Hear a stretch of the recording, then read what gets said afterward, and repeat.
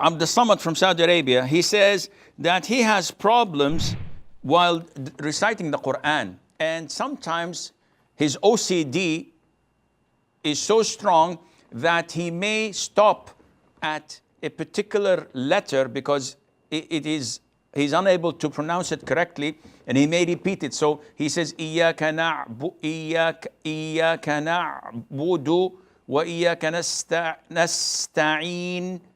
So he says, does this invalidate my prayer? The answer is no, it does not invalidate your prayer. He says, because I feel that I am like mocking the Quran. That's a good feeling. Mocking the Quran? No. That you recognize it's a feeling. I always get the question, Sheikh, what's the ruling if I sit on the bed while my brother is sitting on the floor and he's reciting the Quran? Do I leave the fold of Islam because this is mocking the Quran? I'm asking you, are you mocking the Quran? Said, by Allah, no.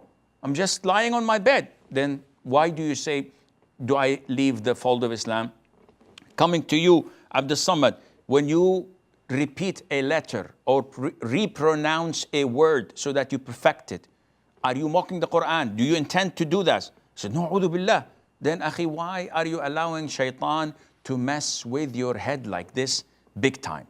So definitely this has nothing to do with mocking the Quran, and it does not impact your prayer.